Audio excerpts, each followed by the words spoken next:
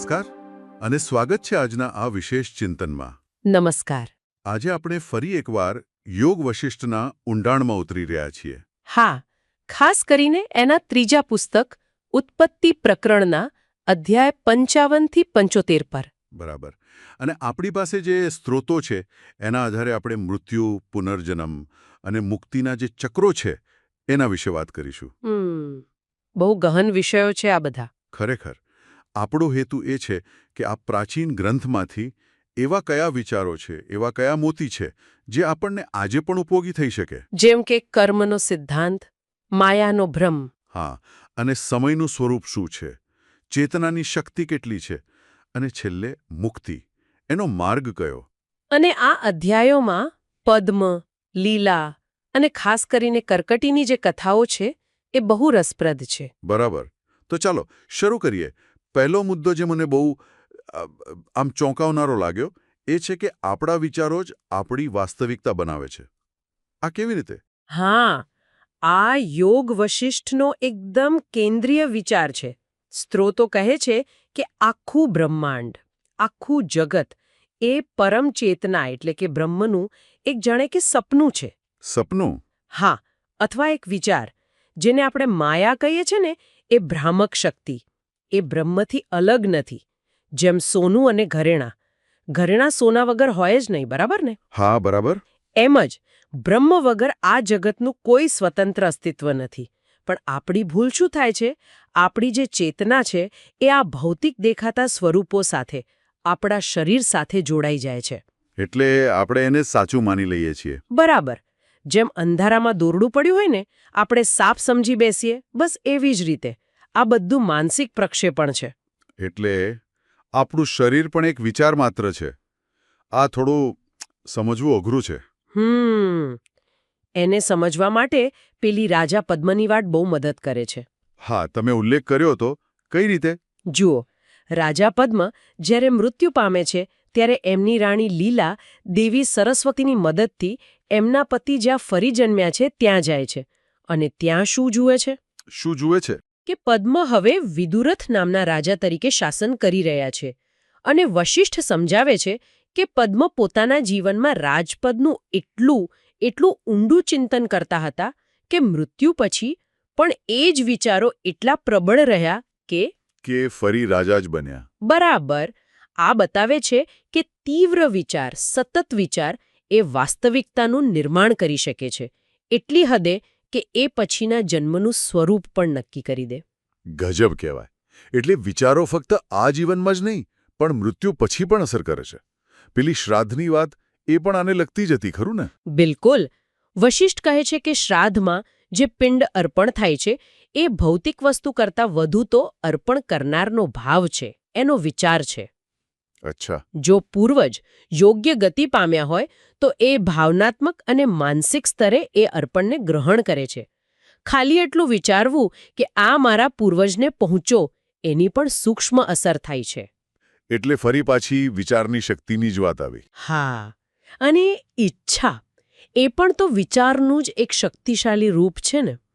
લીલાની આત્મા જ્યારે પતિને શોધવા નીકળે છે ત્યારે એની ઈચ્છાઓ જ એને રસ્તો બતાવે છે, જેમ પવન પર સુગંધ તરે એમ. એટલે જ છેલ્લે સ્ત્રોતો શું કહે છે? વિચારો જ બાંધે છે અને વિચારો જ છોડાવે છે. જો મન શાંત થઈ જાય, ઈચ્છાઓ શમી જાય તો મુક્તિ તરત જ છે, કારણ કે બંધનનું મૂળ જ કપાઈ ગયું. આ વિચાર શક્તિ અને ઈચ્છાની વાત એ સીધી રીતે કર્મ અને પુનર્જન્મ સાથે જોડાય છે એમ લાગે છે. મૃત્યુ પછી શું થાય? નવો જન્મ કેવી રીતે નક્કી થાય? હા, આ બધું એકદમ જોડાયેલું છે. સ્ત્રોતો કહે છે કે જ્યારે શરીર કામનું ન રહે ત્યારે ચેતના, જેને સૂક્ષ્મ શરીર કહીએ, એમાંથી નીકળી જાય છે, જેમ ફૂલમાંથી સુગંધ ફેલાય એમ. અને પછી શું થાય એનો આધાર કર્મો પર છે. આપણા વિચારો, વાણી અને કાર્યો, એના ભેગા થયેલા પરિણામ પર. કર્મના આધારે એટલે? હા, એના આધારે સ્ત્રોતો આત્માઓની 6 મુખ્ય શ્રેણીઓ ગણાવે છે, બહુ પાપીથી લઈને બહુ પુણ્યશાળી સુધી. દરેક પોતાના કર્મો પ્રમાણે અનુભવોમાંથી પસાર થાય છે, જેને આપણે નરક કે સ્વર્ગ કહી શકીએ. પણ એ કોઈ જગ્યા નથી. ના, એ ભૌગોલિક સ્થાન નથી, એ ચેતનાની અવસ્થાઓ છે, અનુભવો છે. અચ્છા, એટલે કર્મ જ નક્કી કરે છે કે મૃત્યુ પછીનો અનુભવ કેવો હશે અને નવો જન્મ. બરાબર. કર્મના ફળ ભોગવાઈ જાય અથવા નવા કર્મ કરવા માટે ચેતના ફરી ભૌતિક જગતમાં ખેંચાય છે. યોગ્ય માતાપિતા, યોગ્ય પરિસ્થિતિ શોધીને નવા શરીરમાં પ્રવેશે છે. અને એ નવા જન્મ પર પણ જૂના કર્મોની અસર રહે. ચોક્કસ, ભૂતકાળના કર્મોની છાપ નવા શરીર અને જીવન પર પડે છે. સ્ત્રોતો એમ પણ કહે છે કે ક્યારેક જે બાળકો વિકૃત કે રોગી જન્મે છે એ કદાચ એમના પાછલા જન્મના કોઈ ખરાબ કર્મનું પરિણામ હોઈ શકે. ઓહ, પણ આ તો પછી એવું લાગે કે બધું નક્કી જ છે. ના ના, એવું નથી. યોગ વશિષ્ઠ ભાગ્યવાદી નથી. એ નિયતિ એટલે કે ભૂતકાળના કર્મોનું ફળ અને પુરુષાર્થ એટલે કે આપણા આ જન્મના પ્રયત્નો, આપણી સ્વતંત્ર ઈચ્છા બંનેને મહત્વ આપે છે. નિયતિ અને પુરુષાર્થ એ બંને સાથે કેવી રીતે ચાલે? એ વિરોધી નથી? ના, વિરોધી નથી. આમ સમજો, નદીનો પ્રવાહ એ નિયતિ છે, ભૂતકાળના કર્મોથી બનેલો. એ આપણને એક દિશામાં ધકેલે છે. પણ નદીમાં જે માછલી તરે છે એ પોતાની તાકાતથી પ્રવાહની સામે પણ જઈ શકે, આજુબાજુ પણ ફરી શકે. એ પુરુષાર્થ છે. અચ્છા, એટલે પરિસ્થિતિ ભલે કર્મોથી બની હોય, પણ આપણે એનો સામનો કેવી રીતે કરવો એ આપણા હાથમાં છે. બરાબર. આપણે વર્તમાનમાં શું વિચારીએ છીએ, શું કરીએ છીએ, એનાથી આપણે ભવિષ્ય બનાવીએ છીએ. એટલે પ્રયત્નનો અવકાશ હંમેશા છે. સરસ સમજાવ્યું. અને પેલી શ્રાદ્ધની વાત પર પાછા જઈએ. જો પૂર્વજ કોઈ અલગ જ લોકમાં હોય તો અહીં કરેલું શ્રાદ્ધ એને કેવી રીતે પહોંચે? ખાલી વિચારથી. હા, અહીં ભૌતિક રીતે પહોંચવાની વાત નથી. આ માનસિક ભાવનાત્મક જોડાણ છે. શુદ્ધ ભાવથી કરેલું સ્મરણ, અર્પણની ભાવના એ એક માનસિક તરંગ બનાવે છે. જો પૂર્વજની ચેતના એ તરંગ ગ્રહણ કરી શકે એવી સ્થિતિમાં હોય તો એને એ ભાવનો સંતોષ મળે છે. મુખ્ય વસ્તુ ભાવ અને શ્રદ્ધા છે. આ બધી વાતો સાંભળીને વિચારની શક્તિ, કર્મના નિયમ, મને લાગે છે કે સમય વિશેનો આપણો ખ્યાલ પણ કદાચ બરાબર નથી. શું સમય પણ એક ભ્રમ છે? તમે બરાબર મુદ્દા પર આવ્યા. યોગ વશિષ્ઠમાં સમયને સંપૂર્ણપણે વ્યક્તિલક્ષી કહ્યો છે. માનસિક રચના, કોઈ બહારની ઘડિયાળ નથી એ. એટલે સ્ત્રોતો કહે છે, દુઃખમાં હોઈએ તો એક પળ પણ યુગ જેવી લાગે અને આનંદમાં, ધ્યાનમાં હોઈએ તો યુગો પણ પળ જેવા લાગે. હા, અનુભવ્યું છે આવું તો. શાસ્ત્રોમાં ઉદાહરણો પણ છે. રાજા હરિશ્ચંદ્ર માટે એક રાત 12 વર્ષ જેવી થઈ ગઈ હતી. લવણ નામના રાજાએ એક સપનાની રાતમાં 100 વર્ષનું જીવન જીવી લીધું. અને પેલી લીલાની વાત? સરસ્વતી દેવી એને કહે છે કે એના પતિના અંતિમ સંસ્કાર તો મહિના પહેલા થઈ ગયા હતા, પણ લીલા માટે તો સમય જાણે થંભી ગયો હતો. એકદમ સાચું. આ બધું શું બતાવે છે કે સમયનો અનુભવ આપણી ચેતનાની સ્થિતિ પર આધાર રાખે છે. જે જ્ઞાની છે, જે માયાના ભ્રમથી પર છે, એના માટે સમય સંકોચાઈ જાય છે, અર્થહીન બની જાય છે. રાજા પદમાં હજારો વર્ષ શાસન કરે છે, એ પણ આનું જ ઉદાહરણ થયું. હા, આ બધું પાછું પેલી માયાની વાત પર આવે છે. માયા એટલે શું? એ જ ભ્રમ જે દેખાય છે પણ સત્ય નથી. જેમ રણમાં મૃગજળ દેખાય પણ હોય તો રેતી જ. બરાબર. આ જગત દેખાય છે, અનુભવાય છે, પણ પરમ સત્યની દ્રષ્ટિએ ભ્રામક છે. અને અજ્ઞાન, જેને અવિદ્યા કહે છે, એના કારણે આપણે એક જ બ્રહ્મને હું, તું, આ જગત એમ જુદા જુદા જોઈએ છીએ. દ્વૈતનો ભ્રમ. આ બધા સિદ્ધાંતો બહુ ગહન છે. કોઈ વાર્તા હોય તો કદાચ વધુ સ્પષ્ટ થાય. મને લાગે છે કર્કટીની વાર્તા અહીં બરાબર બેસે છે. કોણ હતી એ? હા, ચોક્કસ. કર્કટીની કથા આ બધા મુદ્દાઓનું ઈચ્છા, કર્મ, તપ, પરિવર્તન, જ્ઞાન જાણે જીવતું જાગતું ઉદાહરણ છે. એ હિમાલયની ઉત્તરે રહેતી એક ભયાનક રાક્ષસી હતી. વિષુચિકા પણ કહેવાતી. વિષુચિકા એટલે? એટલે કોલેરા જેવી બીમારી ફેલાવનારી શક્તિ. એ બહુ ભૂખી હતી, પણ લોકો ધાર્મિક હતા એટલે એમને ખાઈ શકતી નહોતી. એટલે એણે શક્તિ મેળવવા બ્રહ્માનું કઠોર તપ કર્યું. કેવું તપ? અને શું મળ્યું એને? હજારો વર્ષ એક પગે ઊભા રહી, સૂર્ય સામે જોઈ, ફક્ત હવા પર જીવીને તપ કર્યું. એનું શરીર પર્વત જેવું, હાડકાના ઘરેણાં, આંખો અગ્નિ જેવી. બ્રહ્મા પ્રસન્ન થયા, વરદાન માંગવા કહ્યું. અને એણે શું માંગ્યું? એણે માંગ્યું કે તે સૂચી બની જાય, એટલે કે એકદમ સૂક્ષ્મ, અદૃશ્ય સોય. સોય શા માટે? જેથી એ સહેલાઈથી લોકોના શરીરમાં પ્રવેશી શકે અને એમનું લોહી ચૂસીને ભૂખ મિટાવી શકે. ઓહ, પણ શું બ્રહ્માએ આવું વરદાન આપ્યું? આપ્યું, પણ શરત સાથે. કહ્યું કે તું ફક્ત અસંયમી, દુરાચારી, નાસ્તિક લોકોના શરીરમાં જ પ્રવેશી શકીશ અને એમને પીડા આપીશ, અને જ્ઞાનીઓ મંત્રથી તને દૂર કરી શકશે. ને વરદાન એક રીતે શાપ જેવું થયું. બરાબર.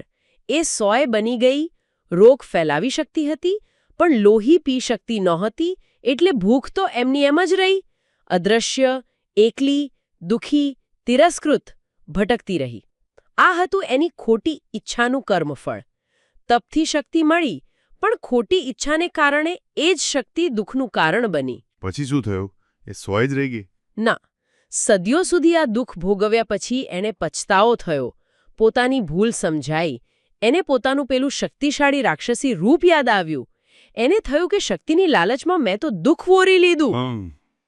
પછતાવો થયો. હા, અને આ પછતાવા સાથે એણે ફરી હિમાલયમાં જઈને તપ શરૂ કર્યું. પણ આ વખતે શક્તિ માટે નહીં. મુક્તિ માટે, શુદ્ધ થવા માટે. બરાબર, પાપમાંથી છૂટવા માટે.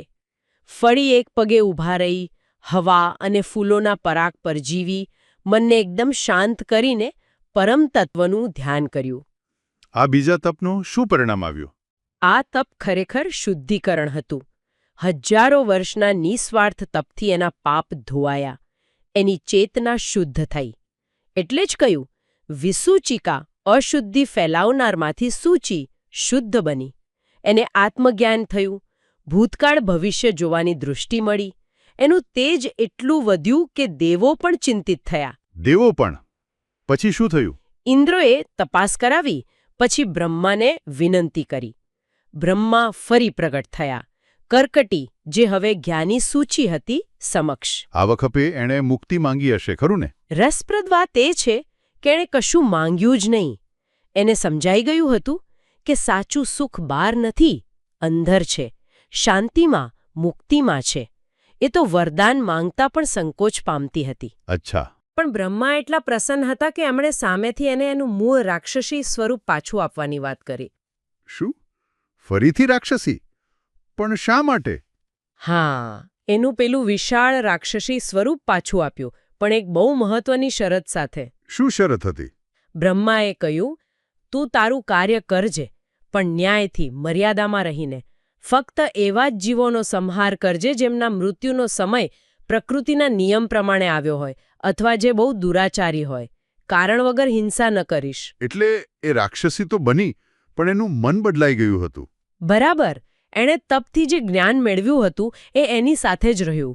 આનો અર્થ શું સમજવો? આનો અર્થ એ કે જ્ઞાન વ્યક્તિના મૂળ સ્વભાવને મિટાવી નથી દેતું. કર્કટી રાક્ષસી હતી, રાક્ષસી રહી, પણ જ્ઞાને એની અભિવ્યક્તિ, એની પ્રેરણા બદલી નાખી. હવે એની શક્તિ અંધાધૂંધ હિંસા માટે નહોતી, પણ બ્રહ્માંડની વ્યવસ્થા જાળવવામાં મદદ કરવા માટે હતી. જેમ કે પોતાના નકારાત્મક પાસાને સમજીને એને સાચી દિશા આપવી. હા, બરાબર. જેને આજકાલ શેડો વર્ક કહે છે ને, એના જેવું જ. એનું સોય તરીકેનું દુઃખ એની અહંકારી ઈચ્છાનું ફળ હતું, પણ એ જ દુઃખે એને પછતાવા અને સાચા જ્ઞાન તરફ વાળી.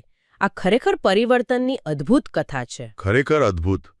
કર્કટીની વાત પરથી મુક્તિ અને જ્ઞાન વિશે ઘણું સમજાયું.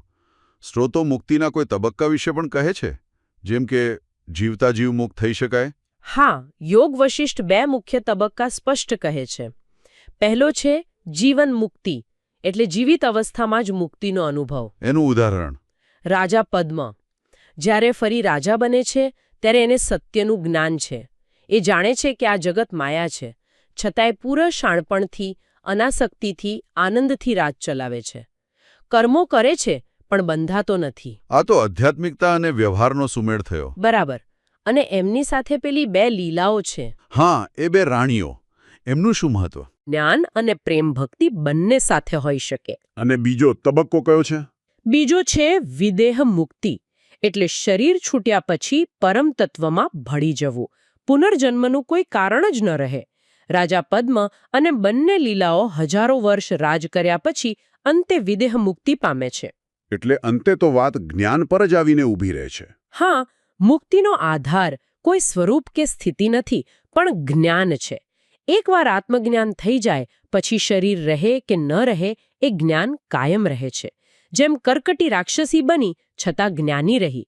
જ્ઞાન જ મુક્તિનો પાયો છે. તો આજના આ ચિંતનનો સાર કાઢીએ તો એમ કહી શકાય કે યોગ વશિષ્ઠના આ અધ્યાયો શીખવે છે કે ચેતના જ સર્વસ્વ છે, એ જ વાસ્તવિકતા બનાવે છે. અને જગત તથા સમય ભ્રામક છે, માયા છે. કર્મના ફળ અટલ છે, પણ નિયતિ સાથે પુરુષાર્થ પણ છે. અને જ્ઞાન, વૈરાગ્ય, સાચા પ્રયત્નથી મુક્તિનો માર્ગ ખુલ્લો છે. અને કર્કટીની કથા બતાવે છે કે ભૂલ, પીડા, પસ્તાવો પણ જો યોગ્ય દિશા મળે તો પરિવર્તન અને શુદ્ધિનું સાધન બની શકે છે. બરાબર. અને આ બધું વિચારતા એક છેલ્લો વિચાર શ્રોતાઓ માટે છોડી શકાય. કયો વિચાર?